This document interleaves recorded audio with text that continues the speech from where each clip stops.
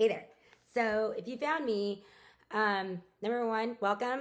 This is actually my first video, and I'm actually coming to you without any makeup on. I just finished a run, but just like any other ADHD person, I put this off to the last minute, and I've been meaning to make this for about 2 or 3 weeks. I don't remember. Anyways, I got somebody to, I had someone reach out to me and ask how I broke through the 150s. Yes, I know, right? Some of y'all that are like achieving 180s are like, wow, 150, that's really low, blah, blah, blah.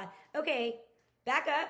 I'm probably not the right person for you unless you want to laugh at some crazy stuff. But if you're in the 130s, 140s, 120s, and you're like, I don't know what to do, I'm here for you.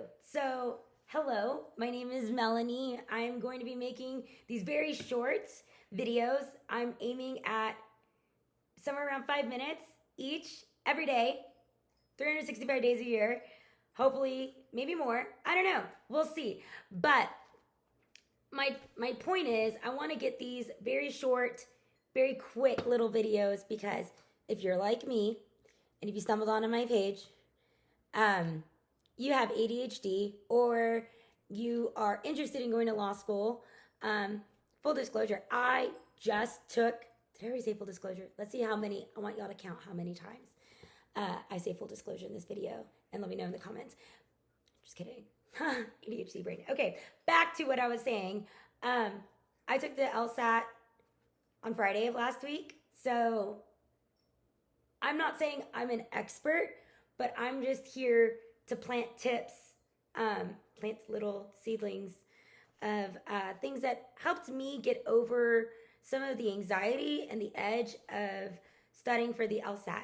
So I'm a working mom. I own a business, 2 businesses actually, and I have ADHD, anxiety, depression, all that fun stuff, and PTSD. And I'm also a super active volunteer because I don't know how to say no.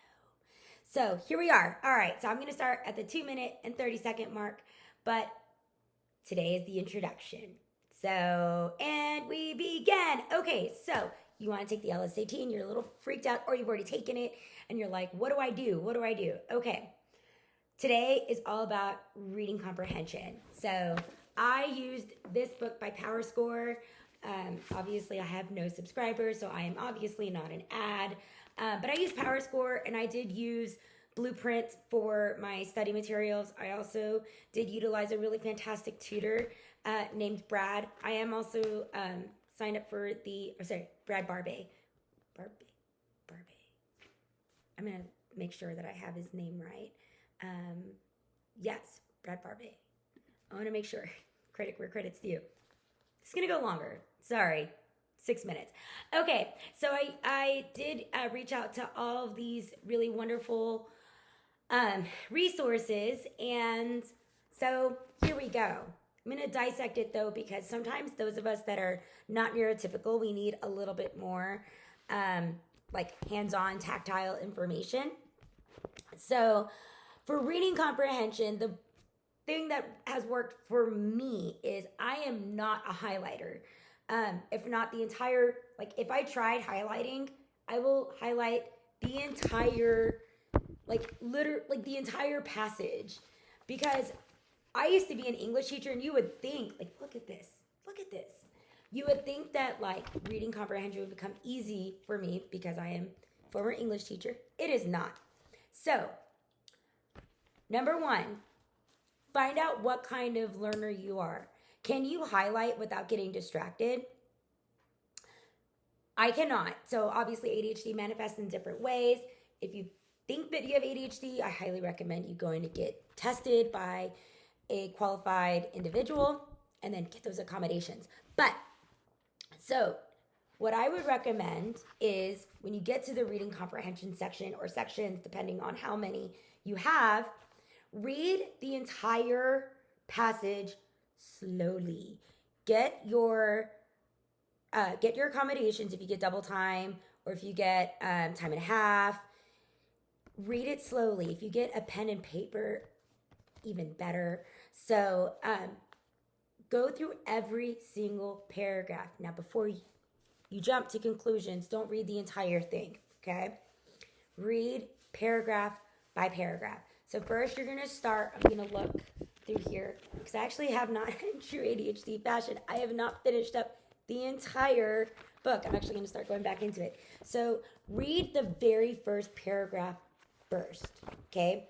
So that's gonna be like your little teaser, like your first date, right? Like you don't wanna scare off the individual quite yet. Don't wanna show your fun side yet.